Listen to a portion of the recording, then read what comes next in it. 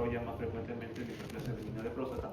Luego tenemos la zona central, que va desde la base de la vejiga hacia la parte media de la próstata, y aquí esta va a tener forma de pirámide invertida. Y la zona periférica, que va a abarcar desde la parte superior de la próstata hasta el ápice, va a rodear completamente la zona central y de transición, y aquí es donde ocurren la mayoría de los adenocarcinomas, ¿ya? Para que lo tengan en cuenta. Entonces, ahora, las glándulas prostáticas van a tener nuevamente una interfaz entre epitelio y luz ondulada, ¿ya? Son muy irregulares y son casi siempre muy desorganizadas, ¿ya? Y tienen las glándulas nuevamente dos capas, una capa de células secretoras que van a estar orientadas hacia la luz con un citoplasma claro o pálido, y una capa de células basales que está rodeando a toda la glándula, ¿de acuerdo? Ahora, estas glándulas pueden ser de calibre entre mediano y grande. Ya vamos a ver de distintos nosotros. Por ejemplo, aquí se ven medianas, aquí se ven más grandes, ¿de acuerdo? Y van a estar rodeadas por este estroma fibromuscular. ¿Ya? El estroma se va a ver en toda la próstata de igual forma, en fibromuscular, tanto formado por colágeno como fibras de músculo liso. ¿Ya? Y en este caso observamos dentro de estas glándulas estos como cristales que son cuerpos amiláceos, ya que es normal también encontrarlos en las glándulas benignas. Ahora, las glándulas, como les dije, pueden ser entre pequeñas y grandes, y van a también tener una disposición bien irregular. En zonas vamos a ver una que otra glándula suelta, luego vamos a ver cómo se fusionan, y por último más conjuntos de glándulas, ¿de acuerdo? Entonces esto de aquí no debe llamar la atención de que fuera algo maligno ni nada irregular, sino que es prácticamente la arquitectura normal de la próstata, ¿ya? Y aquí tenemos nuevamente una glándula ya más de cerca, y aquí ¿qué observamos? Nuevamente esta forma como en penachos del epitelio de la capa basal, y rodeando esta capa pequeñita de células basales, ¿ya? Entonces siempre tenemos que observar estas dos capas de células en una próstata, ¿ya? Y aquí también hay que tener en cuenta que así como las glándulas están hasta cierto punto desorganizadas, los núcleos también. Porque, por ejemplo, en otros órganos, siempre que vemos un epitelio secretor, etcétera, siempre, como toda célula columnar, los núcleos van a ser basales. En este caso no. En este caso, algunos núcleos van a estar más separados de la basal, otros van a estar bien pegados, ¿de acuerdo? Y esto es normal. Al contrario, cuando vemos todos los núcleos orientados en una misma disposición, es ahí donde uno piensa que puede haber por ahí un cáncer. Mientras tanto, no. ¿Ya? Y nuevamente las células secretoras van a tener un citoplasma pálido, ¿de acuerdo? Bien rosado, bien bajito. Y aquí también nuevamente observamos una capa de células basales. Entonces siempre en próstata tienen que buscar estas dos capas para orientarse y decir, ya, un estroma fibromuscular con glándulas de dos capas, próstata, ¿de acuerdo?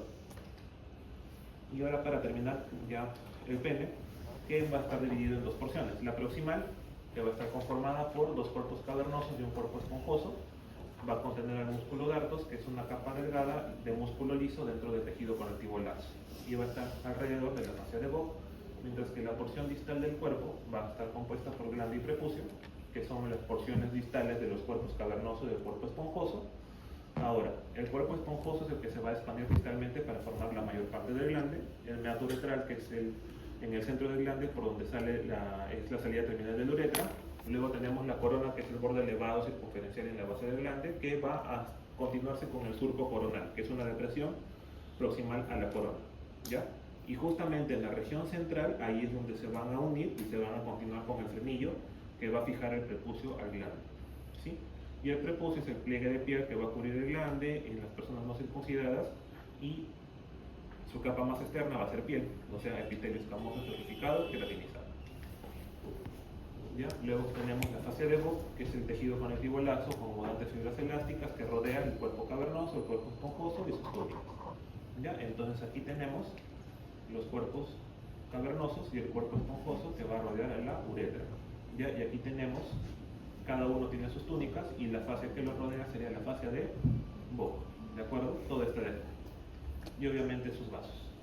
Y hacia aquí ya el cuerpo del pene, donde sabemos que los cuerpos esponjosos se van hacia la zona más distal, van a ir con una forma cónica, ¿ya? Que justamente está conformando la mayor parte del glande, ¿ya? Y el prepucio rodeando. Entonces, el cuerpo del pene va a estar conformado por los cuerpos cavernosos, que ya sabemos son dos, y el cuerpo esponjoso, que es solo uno. Son estructuras eréctiles que van a contener redes interconectadas de espacios vasculares que se van a llenar de sangre durante la erección. luego la uretra, que va a correr por el centro del cuerpo esponjoso, y la túnica albuginea, que va a ser la capa fibrosa que va a rodear el cuerpo eréctil, que va a ser más gruesa alrededor de los cuerpos cavernosos y más delgada alrededor del cuerpo esponjoso. Y el rafe medio es por donde las dos túnicas albugineas van a conectarse, ya se van a encontrar y se van a fusionar en la línea media.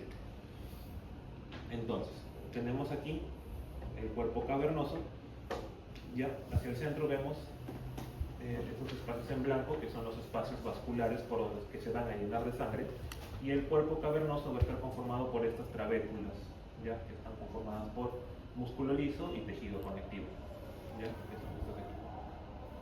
¿Ya? Y van a estar recubiertas los espacios por una sola capa de células endoteliales. ¿Por qué? Porque justamente por aquí están dentro de una estructura vascular, ¿ya? Entonces va a estar recubiertas por endotelio. ¿Ya? Y justamente esto de aquí es lo que se va a llenar de sangre durante la erección, haciendo que se expanda y aumente su tamaño. Aquí tenemos el rafe medio, ya tenemos que aquí está la túnica albuginea que va a recubrir a ambos cuerpos cavernosos, ya, y vamos a ver, miren cómo son dos aquí y hacia el centro, hacia la línea media, se fusionan generando el rafe medio, es un solo tabique fibroso, ya. Y hacia aquí tenemos el cuerpo esponjoso, que en realidad tiene la misma estructura, solo que la única diferencia es que aquí tiene músculo liso en menor proporción que el cuerpo cavernoso, ¿ya? Pero básicamente siguen siendo espacios vasculares cubiertos por endotelio, ¿ya? Con frente a una estructura trabecular de tejido fibroso, pero en este caso menor proporción de músculo liso. ¿Ya? Aquí tenemos de este lado la fascia de Bock, hacia aquí vemos que es la túnica albuginea, ¿ya? Y todo este espacio de tejido conectivo laxo, donde vemos vasos, nervios, etcétera, es justamente la fascia de Bock, ¿ya? Y aquí tenemos un corte de glande, donde observamos su epitelio, que es un epitelio escamoso estratificado no queratinizado, hacia aquí el cuerpo esponjoso, y así esta zona sería la lámina propia del glande, ¿de acuerdo? Entonces el glande tiene tres capas. La capa epitelial, que es un epitelio escamoso estratificado delgado, que no va a tener anexos ni folículos ni glándulas sebáceas, correcto, porque es una mucosa, y tampoco posee melanocitos. Luego tiene una lámina propia, que es una capa de hasta 2 milímetros de tejido conectivo laxo, que va a separarlo del cuerpo esponjoso, y el contenido interno, que ya es el cuerpo esponjoso, que va a ensanchar en el glande, ya vimos la primera imagen, con espacios vasculares, ¿ya? Y puede haber también cuerpos cavernosos, túnicas albugineas, que van a llegar hasta la base del glande, pero en algunas personas, ya lo más común es lo que ya les he mencionado. Entonces, nuevamente, las tres capas del glande, el epitelio, la lámina propia, y por último, el contenido interno, que sería cuerpo esponjoso. ¿Ya? Ahora, aquí tenemos, por ejemplo, otro epitelio de glande. En este caso sí está queratinizado porque esta persona ha sido circuncidada. Entonces, como ya no hay el prepucio que lo recubre, el epitelio va a queratinizar justamente para protegerse. ¿Ya? Pero también es normal encontrarlo, siempre hay que verlo en contexto. ¿Ya? Y eso sí, nuevamente, no hay anexos cutáneos. ¿Ya? En la mucosa se diferencia de la piel porque justamente no hay anexos cutáneos. ¿De acuerdo? Desde donde se va la lámina propia. Y el prepucio, que es el pliegue que va a rodear el glande, tiene dos capas. Una capa externa, que es la piel, con epitelio escamoso estratificado queratinizado. Aquí sí observamos anexos como glándulas o folículos. Y la capa interna, que es la mucosa, que es el epitelio similar al epitelio del glande y va a estar apoyada sobre una lámina propia. Y luego el músculo dartos, que va a estar en la porción central del prepucio y se va a continuar con el músculo liso en el cuerpo del pene. ¿Ya? Entonces aquí tenemos un corte de prepucio, como pueden ver es piel normal, con sus anexos cutáneos y en las zonas basales ya con presencia de melanocitos, ¿ya? Porque sigue siendo piel, ¿de acuerdo? Como cualquier piel de todo el cuerpo. Hacia el centro observamos estos fascículos de músculo lisos, ¿ya? Entre el tejido conectivo de la lámina propia. Entonces este es el músculo dartos, ¿de acuerdo?